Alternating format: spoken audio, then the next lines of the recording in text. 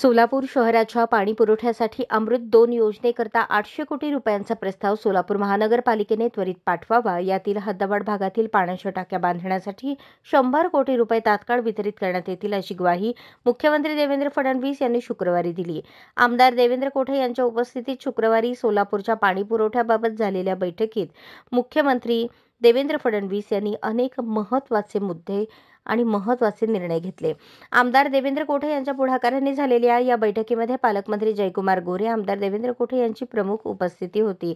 सोलापूर शहराच्या पाणी पुरवठ्यासाठीच्या दुहेरी जलवाहिनीच्या कामाचा आढावा मुख्यमंत्री देवेंद्र फडणवीस यांनी घेतला. कोणत्याही परिस्थितीत 31 मार्च पर्यंत दुहेरी जलवाहिनीचे काम पूर्ण करण्याचे आदेश मुख्यमंत्र्यांनी सचिवांना दिले. पाकणी येथील जलशुद्धीकरणासाठीची जागा मनपाला देण्याबाबत वनसचिवांना सूचना देखील दिल्या.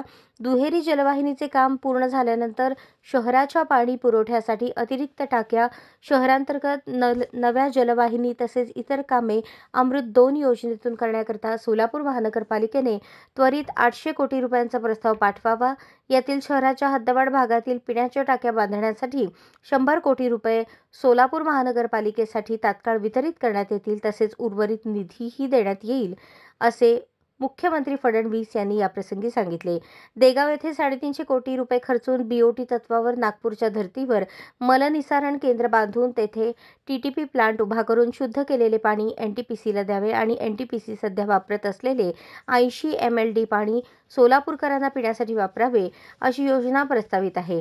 या योजनेबाबत आम्ही आग्रही असून या योजनेच्या कृती आराखड्यासाठी आणि अंमलबजावणीसाठी तज्ज्ञांना पाठवून पाहणी करण्यात येईल, असेही मुख्यमंत्री देवेंद्र फडणवीस यांनी सांगितले. अशाच नवनवीन अपडेटसाठी जनता राज्य न्यूज चॅनलला सबस्क्राईब करा, लाईक करा आणि शेअर करायला विसरू नका.